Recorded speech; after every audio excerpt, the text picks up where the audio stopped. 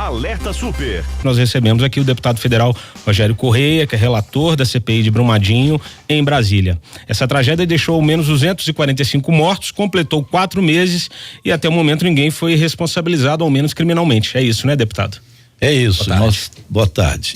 Agradeço aqui a presença, o espaço para a gente divulgar o que estamos fazendo em relação à CPI. Foi uma tragédia criminosa, com toda certeza. E podemos dizer que 300 mortos, porque ainda temos os desaparecidos. Os desaparecidos, é claro. Ainda temos bastante desaparecidos. Então nós tivemos 300 mortes, um rio, que é o Paraopeba, completamente contaminado, e isso aconteceu depois de Mariana, que já tinha sido também outra tragédia criminosa. Nós instalamos 3 CPIs, uma na Câmara Federal, uma no Senado e uma na Assembleia Legislativa.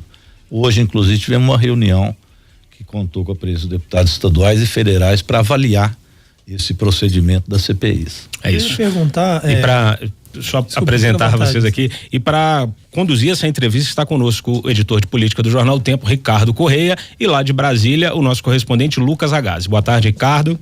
Boa tarde, Gustavo. Boa tarde ao deputado. Eu queria falar um pouco sobre esse encontro, né, hoje pela manhã com o pessoal da Assembleia e também falar um pouco da relação da CPI, da Câmara com a do Senado, né? Do Senado começou antes, né? Havia até um entendimento, uma tentativa de fazer essa CPI junto, não foi possível.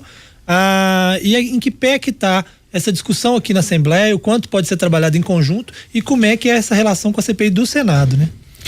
Nós convidamos hoje também os senadores para estarem presentes, mas foi justificado porque houve uma reunião extraordinária, está tendo no Senado para votar medidas provisórias. Então os senadores não puderam vir, mas estão acompanhando. A nossa ideia é buscar unificar o máximo possível as informações e ter um relatório que seja consistente a partir das trocas também de opiniões e de depoimentos que são dados nos 3 locais.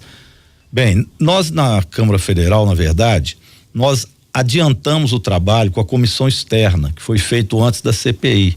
Essa comissão externa nós já terminamos o trabalho e apresentamos 9 projetos de lei. Amanhã, meio-dia, informação que eu passo a vocês aqui em primeira mão, nós temos uma reunião marcada com o presidente Rodrigo Maia e vamos tentar fazer com que esses projetos sejam aprovados no plenário esta semana, de urgência urgentíssima, e a partir daí pautar a aprovação desses 9 projetos. Eles fazem uma verdadeira reviravolta na questão da legislação para mineração. Protege os atingidos, dá maior segurança na legislação para as barragens, faz mais exigências. Ele modifica a legislação penal, modifica a legislação tributária também, a melhor para os estados e municípios. Enfim, é um projeto bem completo. Então nós adiantamos a parte da legislação. Agora nós estamos na parte de apuração. O que nós vimos hoje de manhã com os deputados estaduais? Há, em primeiro lugar, uma certeza. Houve um conluio para se ter esse laudo de estabilidade envolvendo a Vale e a Tuvisud, que era a empresa responsável pelo monitoramento. Deste conluio saiu um laudo que agora todos sabem, era um laudo imprestável do ponto de vista de estabilidade, porque ele foi assinado em setembro e a barragem se rompeu em janeiro. E desde 2017, pelo menos, já se discutia que esta barragem tinha problemas. E eles de 2017 até 2018 tentaram inclusive algum tipo de intervenção para minimizar o problema e não conseguiram. E ao invés de parar o trabalho da mina, eles continuaram minerando. Não na barragem, mas com explosivos, com caminhões pesados. Isso, com certeza, foi um dos fatores, ou alguns dos fatores, que deram essa instabilidade na barragem e o que eles chamam de gatilho que impulsionou, portanto, que ela se rompesse. Então, houve aí uma atitude nesse sentido criminosa, tanto da Vale quanto da Tuvisud. Isso é um consenso, eu diria, das 3 CPIs. A da Assembleia e da Câmara, hoje nós discutimos isso. Nós também vimos lá de buscar unificar a entrega deste relatório mais ou menos em setembro, para que a gente possa também colher com a força-tarefa outras investigações que eles estão fazendo do ponto de vista criminal, para saber quem são as pessoas responsáveis. Agora, as 2 empresas, com certeza, elas vão ter que pagar por isso. Chegamos a discutir hoje até uma possibilidade da Vale perder a condição de lavrar minério, porque seria uma forma de puni-la. Nós vamos examinar isso para estar, inclusive, no relatório. Deputado, a gente vai chamar agora para conversa o Lucas Ragazzi, que está lá em Brasília, está acompanhando mais de perto esse caso. Boa tarde, Lucas. Boa tarde, Gustavo. Boa tarde, Ricardo. Boa tarde aí, o Rogério Correia, nosso relator da CPI na Câmara. Rogério, eu queria entender como é que a CPI vai fazer para driblar o silêncio que a maioria dos membros da Vale, da Tuvisud, estão apresentando quando são convocados para depor na CPI. A comissão, ela está analisando outros documentos do inquérito por fora, ou vai se manter também como foi a comissão externa na parte legislativa e tributária? Como que vai fazer nessa parte de investigação, uma vez que não está tendo uma cooperação aí dos membros da Vale e da Tuvisud para compartilhar informações? Olha, Lucas, um abraço, boa tarde. Nós resolvemos, a partir de que o ex-presidente da Vale foi ao STF e conseguiu um habeas corpus para não colaborar conosco, nós resolvemos e vamos aprovar amanhã a quebra de sigilo telefônico, fiscal, bancário e também de e-mails dele. Com certeza nós vamos achar e-mails dele se referindo aos problemas que existiam em 2017. Foi assim, Mariana. Dificilmente eles conseguiram apagar isso tudo. Bem porque a própria Polícia Federal e Polícia Civil já tem documentos também que evidentemente não são revelados, mas que nos ajudarão no caso. Então nós temos visto também com a Força Tarefa documentações que são importantes neste caso. Então a nossa vontade é exatamente essa. Não for possível escutá-los, nós vamos ver os depoimentos que foram dados na polícia e vamos quebrar sigilos também. Além do presidente da Vale, vários diretores, nós vamos solicitar a quebra do sigilo e também dos engenheiros da Tuvisud, que ficaram calados na reunião da CPI, que são o Makoto Namba e o Yasuda, são 2 japoneses. Agora eles ficaram calados na CPI, mas eu, como relator, perguntei a eles se o depoimento que eles deram na Polícia Civil foi válido, se eles confirmavam o depoimento. Eles disseram que sim. Então, para a CPI, o que está na Polícia Civil serve para a gente como depoimento. E o depoimento deles lá foi muito esclarecedor, porque ele insinua que a Vale forçou para que ele desse o laudo.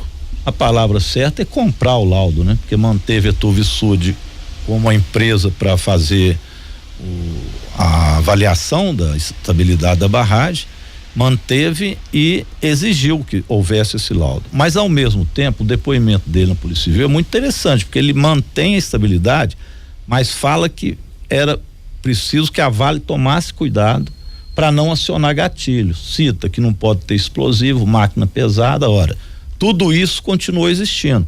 E você não tem uma mina de minério, você não faz a exploração sem isso. Caminhões pesados, explosivos. Então, na verdade, ele deu o laudo de estabilidade, mas disse a Vale as condições que estavam. Então, isso tudo nós estamos juntando.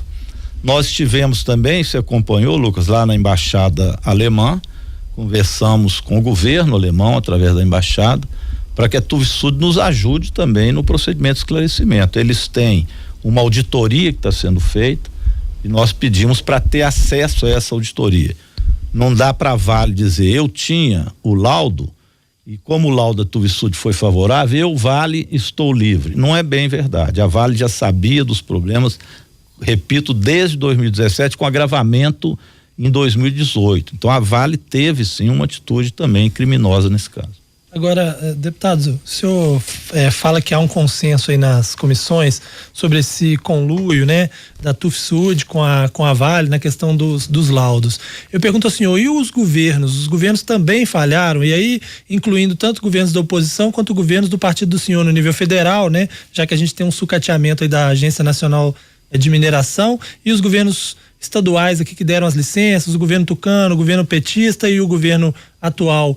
De alguma forma houve falha desses governos ao longo desse processo? O processo ele é muito vantajoso do ponto de vista legal para as empresas, por isso que nós temos que mudar a legislação. Mas independente de ter problemas nos governos, e houve evidentemente ausência de fiscalização, uma série de outras questões que podem ser levantadas ou outras até mais sérias, mas um fato é real. A Vale procurou esconder isso tudo até dos governos. Por exemplo, a Agência Nacional de Mineração. Eu perguntei ao atual presidente, né, o coordenador da Agência Nacional de Mineração. A Vale enviou para vocês algum documento dizendo desses problemas que vinham desde 2017? A resposta dele foi peremptória, nada. Não enviou nem por escrito, nem avisou. Isso era obrigação da empresa estar avisando a Agência Nacional de Mineração se ocorressem modificações no processo da barragem. Então a Vale agiu de má fé. Vocês viram a denúncia agora do deputado Noraldino, que mais tempos atrás a Vale estava completamente irregular até para fazer os alteamentos que ela fez. Ela fez alteamento escondido, pode ter problema do governo naquela época, de ter permitido legalizar a questão.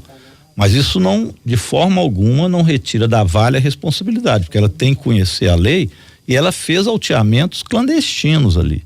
Então, a gravidade do que a Vale fez é muito.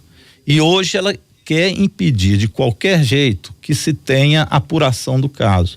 Ela paga os advogados pedem para que eles respondam apenas o que interessa a Vale. Pra você ter uma ideia, a Vale agora contratou a Pótamos, que é aquela que não quis dar o laudo que a Tuvisud deu de estabilidade. Sim. A pessoa foi lá falar em nome da Pótamos agora, o último, que é o que faz relações comerciais. Ele não falou nada, danou a proteger a Vale. Eu achei estranho porque os outros, que eram os técnicos, tinham falado exatamente o contrário. Sim. O que nós fomos surpreendidos? A Vale fez um contrato com eles agora que 40% de tudo que entra na Pótamos é da Vale, inclusive o contrato para corrigir toda essa desgraceira que correu para lá com as lamas, então as questões ambientais ficaram com a Pótamos. A Pótamos então muda o comportamento. A Vale age assim, ela faz propagandas na TV para esconder as coisas, então é uma empresa que tem tido uma atitude muito ruim com o povo brasileiro. Ela pouco agora, importa Rogério, o que aconteceu em Brumadinho. Mas do ponto de vista semana passada a gente teve aqui com o senador Carlos Viana, que é o relator da CPI no Senado, e a gente questionou ele qual a punição adequada, na opinião dele, seria para ser dada na Vale. Eu queria saber de você, qual que é, na sua avaliação, com todos os fatos que a gente tem agora, que a CPI já olhou, com o que você já teve do inquérito de informação, qual seria a punição adequada para a Vale por conta desse desastre em Brumadinho e também pelo histórico em Mariana? Bem, a Vale terá que, com certeza, fazer a desativação de todas as barragens que estão correndo risco. São mais de 10 só da Vale. Então, descomissionar, ela terá que descomissionar todas elas, porque todas têm risco para quem está abaixo dela e para o meio ambiente. Então, essas que estão interrompidas em Barão de Cocais, que nós tivemos lá, aqui na Nova Lima, Ouro Preto, Itabira, então ela tem que descomissionar todas. Segundo, a Vale, na minha opinião, terá que perder o direito de minerar, se não em todas Minas Gerais, pelo menos onde ela tem essas barragens montantes que ela fez e até hoje não descomissionou. Isto enquanto Vale, além, é claro, das multas, de cuidar das famílias, de pagar pelo crime que fez, tudo a Vale irá ser punida com certeza, a Tuvisud também. É isso que nós vamos indicar nos relatórios. Agora, além disso, tem os problemas individuais das pessoas. Esse tem que ter prova de quem estava envolvido. Eu não tenho dúvida que isso chega ao nível máximo de diretoria. Eles sabiam disso. A diretoria da Vale sabia. Agora, isto, a Polícia Federal, a Polícia Civil estão nos ajudando. É claro que a gente não avança, não adianta em quê, mas existem documentações que já ligam diretores a isso. E nós vamos, até setembro, descobrir direitinho quem tinha as responsabilidades e quais, para poder indiciá-los. Então, tem também esse nível de criminal a ser visto das pessoas, né? Mas enquanto empresa ela também terá que pagar pelo aquilo que fez ambientalmente para aquelas famílias que perderam os familiares, né? Agora, no que diz respeito ao cidadão, né? Que tá vendo essa história toda, vendo que a Vale escondeu documentos e tal, o que pode ser mudado em termos de fiscalização para impedir que as empresas façam novamente isso e que outras, né, que as pessoas tenham segurança de que as barragens das outras companhias, da própria Vale e de outras, não vivem o mesmo problema? Olha, aí é questão da legislação que eu falei que a gente já está alterando. Na legislação que nós estamos propondo, esse tipo de barragem passa a ser proibido e não poderá mais existir barragem esse tipo que você explode, diz a montante. Nem as que estão. Sim. Então, pelo projeto de lei que nós estamos apresentando, interrompe-se toda barragem a montante. Barragens que ainda existem, elas terão que ser fiscalizadas por outras empresas que serão cadastradas pelo governo, e a empresa então escolhe uma dessas empresas cadastradas. Ou seja, ela não vai poder ter um contrato individual com uma empresa X que ela escolheu na cabeça dela. Ela terá lá uma lista de empresas que se cadastram credenciadas no governo. Sim. É uma modificação importante, porque dá mais garantia de que essas empresas, até para continuarem com o cadastro no governo, tem que ser de confiança também de quem fiscaliza e não apenas da empresa, como foi o caso agora. Isso também é alteração importante. Nós estamos fazendo alteração também na legislação tributária. Estamos querendo, agora me estranha o governo Zema não ajudar a gente em nada disso, né? O Estado está aí quebrado, ele falando em fazer ajuste fiscal, vender A, B, C, empresa, não sei o quê, e nós estamos lá com uma emenda constitucional que estamos correndo a assinatura para terminar com a lei Candir, ou desconstitucionalizar o que era a antiga lei Candir, para que Minas Gerais receba recursos das mineradoras. Olha, isso deve dar uns 3 a 4 bilhões ao ano.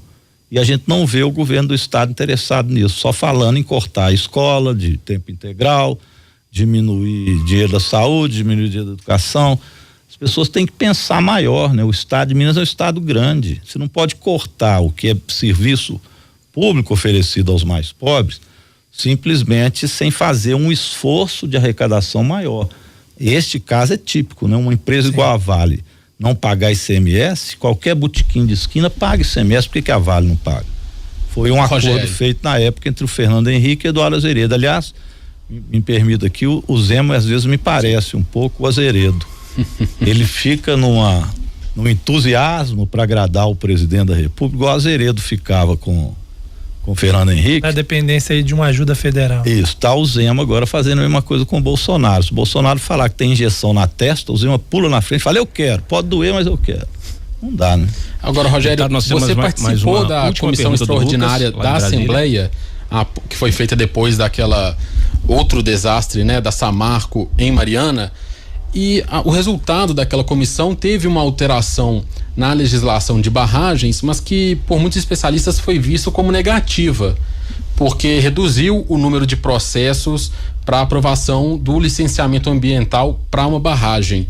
O que aconteceu naquele processo da comissão externa que acabou resultando nisso, e qual que é a diferença dele que foi para a comissão externa agora de Brumadinho na Câmara, que você também participou? Lucas, a conclusão da comissão extraordinária de barragem, que olhou o caso de Mariana, foi a apresentação de um projeto de lei que depois foi fortalecido também com o projeto Mar de Lama do Ministério Público, e que nós tentamos aprovar na legislação passada e não conseguimos, por causa de pressão da Vale, inclusive, e também da Federação das Indústrias, que faziam lobby para não alterar a lei. E nós conseguimos aprová-la, infelizmente, só depois de mais este crime de Brumadinho. Aí a Assembleia Legislativa aprovou agora recentemente, janeiro ou fevereiro, se não me engano, o projeto de lei do Mar de Lama, que é o projeto da Assembleia Legislativa unificado com o Mar de Lama do Ministério Público. Esse é que foi aprovado, é o que nós tínhamos também apresentado na ocasião. Agora nós estamos apresentando nacionalmente este projeto. Por que ele tem que ser nacional? Porque você não pode ter um tipo de licenciamento em Minas e outro no Pará, porque a Vale já faz chantagem. Eu vou sair de Minas, vou para o Pará, que lá a legislação é mais fácil. Então nós estamos fazendo legislação nacional, onde estes itens foram aprovados aqui estão também na questão nacional. Lá é mais abrangente, porque muita legislação que nós não podíamos mexer aqui, estamos mexendo lá, inclusive é criminal. Nós vamos, por exemplo, poder punir a direção das empresas por um crime que é cometido como crime ambiental. As pessoas serão responsabilizadas também do ponto de vista criminal nessas questões que hoje não permite. Até para que eles tenham mais cuidado, né? Respondendo o Ricardo também, para que coisas desse tipo não ocorram por causa de impunidade. Agora, quando o senhor fala de lobby da Vale, esse é um lobby, é o quê? Uma pressão em cima dos deputados? Aqui na Assembleia houve isso, o que fez com que os projetos lá do Mar de Lama demorassem tanto a chegar a uma conclusão? O que o senhor chama de lobby aí no nível legislativo? É isso mesmo, é pressão. Muitos deputados tiveram, não agora que não é permitido, mas tiveram no passado apoio, assim como governos de todas as matizes tiveram apoio de empresas poderosas. A Vale era uma que contribuía muito com campanhas políticas. Então ela tem esse tipo de pressão. E ela é também muito forte, porque ela fala em geração de emprego, geração de renda. Para mim, muito é mais balela do que fato, mas ela pressiona, sim, ela tem muito dinheiro. Então você vê propagandas pagas na televisão que você acha que a Vale agora está fazendo um favor. Ela está resolvendo o problema de Brumadinho, imagina. Ela criou o problema. Brumadinho é hoje uma cidade que a questão relativa a turismo caiu muito. Nova Lima, né? Macacos, todo mundo aqui de Belo Horizonte gosta de ir lá em Macacos, comer uma comidinha, tomar uma cervejinha. Você vai lá hoje, tudo vazio, eles acabaram com Macacos. Todo mundo com medo, né? Todo mundo com medo. E a Vale se coloca como quem está resolvendo o problema. Ela é uma empresa poderosa. Nós precisamos aprovar rápido esse projeto na Câmara Federal antes que a Vale comece a se valer também da pressão. E olha, digo para vocês, ela já começou. A FIENG mesmo andou chamando deputados para vir aqui fazer almoço e etc. E o clima começa a mudar. Se nós não colocarmos a população ciente disso, o clima muda. Então, essa pressão existe, ela é real. E a contrapressão é a organização social popular. Nós não podemos permitir que se esqueça o que aconteceu em Mariana e Brumadinho. Nós precisamos dar uma resposta. Essas empresas têm que se adaptar a um outro tipo de legislação que seja seguro. A forma de minerar no Brasil é completamente predatória. Aí não é culpa de um ou outro governo, é culpa do sistema que é posto para mineração. Desde que a Vale, aí eu termino, desde que a Vale foi privatizada, que ela passou a ter a exclusividade de mandar para fora o minério bruto. Minas Gerais parou de ser industrializada para produção de aço, para geração de emprego. Então esse modelo predatório de mandar o máximo possível de minério com o mínimo de segurança. Esse é o modelo minerário do Brasil. Você não vê estrategicamente nada que ofereça ao Estado uma mineração que traga vantagens reais para o Estado de Minas Gerais. Esse é o grande problema que vai ter que ser revisto em algum momento. É isso. Eu quero agradecer aqui a presença do deputado Rogério Correia, do PT, relator da CPI de Brumadinho em Brasília. Pedir desculpa pelo tempo corrido, deputado. Eu sei que é um assunto extenso e importante a ser tratado, mas o tempo na rádio é corrido. O senhor está convidado para voltar numa outra oportunidade para qualquer esclarecimento. Agradecer também Ricardo Correia, editor de política do Jornal O Tempo, e o nosso correspondente em Brasília, Lucas Agazzi. Muito obrigado a todos e boa tarde.